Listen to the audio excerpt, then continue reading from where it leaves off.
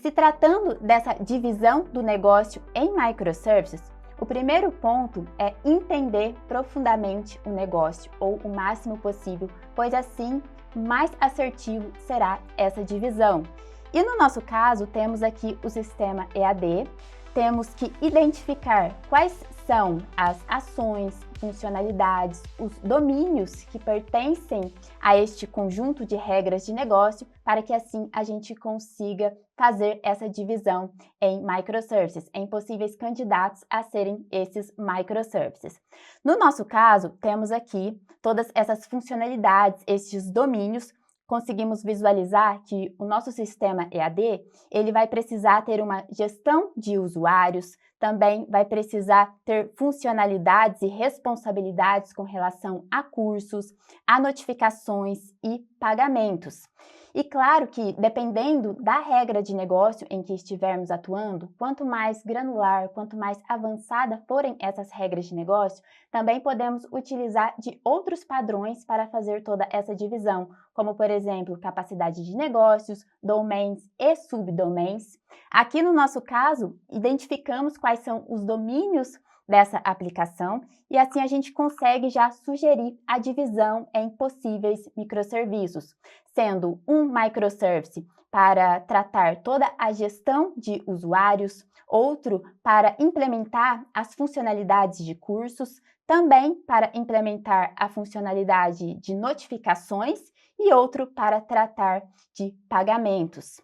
E dessa forma, a gente consegue fazer essa divisão de microservices de forma mais macro, em microservices de negócio, ou seja, esses microservices, eles vão ser responsáveis por implementar essas regras de negócio da aplicação do sistema EAD. E quando se trata também da divisão desses microservices de negócio, outro ponto que é essencial de ter atenção durante essa modelagem é com relação à questão da granularidade destes microservices.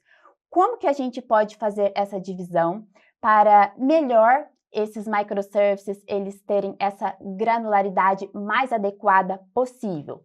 Quando se trata de granularidade, a gente não consegue seguir uma regra do que é certo, do que é errado, pois principalmente vai depender de cada projeto em que estivermos atuando, das necessidades, mas é principalmente essencial tomarmos duas precauções. Primeiro, temos que tomar cuidado para não estar criando mini monolíticos. E segundo, temos que também nos atentar para não estar criando nanoservices. O que isso significa? Aqui eu coloquei um case, onde a gente já tem os nossos microservices resultantes dessa divisão, microservice user, notification, payment e curse.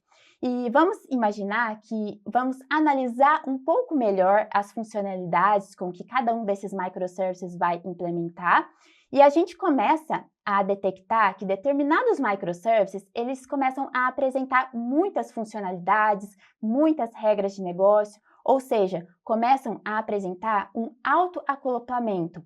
E em microservices temos uma certa máxima que quanto maior a divisão, quanto melhor a gente conseguir dividir esses microservices, melhor vai ser para a arquitetura, para que a gente consiga buscar o menor acoplamento possível, claro, diante da regra de negócio, diante das possibilidades da regra de negócio.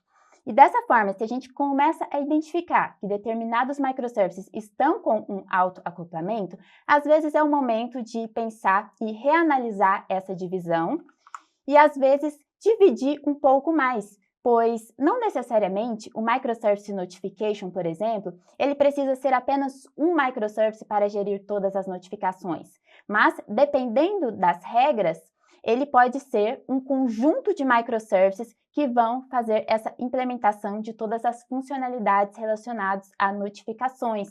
E neste caso, um microservice notification, por exemplo, ele pode ser um orquestrador dos demais microservices. A mesma coisa aqui, coloquei neste outro cenário, onde o microservice de pagamento, por exemplo, ele pode ser dividido em outros microservices, um microservice exclusivo para implementar a conexão com o Gateway PagSeguro, por exemplo, outro com o PayPal, pois dessa forma vamos estar contribuindo também para a manutenibilidade, pois se o PagSeguro apresentar algum problema, a gente vai conseguir atuar apenas nesse microservice e o PayPal vai continuar funcionando normalmente. Então, dessa forma, além de contribuir para a melhor manutenibilidade, também vamos contribuir para a alta disponibilidade e assim por diante. Então, sempre temos que ponderar toda essa divisão e fazer essas análises para verificar se não temos autoacoplamento e assim estarmos correndo o risco de estar criando mini monolíticos. E a mesma coisa acontece o contrário. Se a gente verificar que determinados microservices estão com regras de negócio muito rasas, por exemplo, com uma única tabela na base de dados, talvez estejamos criando nanoservices. E isso também pode ser prejudicial para a arquitetura, pois dessa forma vamos ter que realizar comunicações frenéticas entre eles, e isso pode acabar de uma forma ou de outra prejudicando a performance da aplicação como um todo.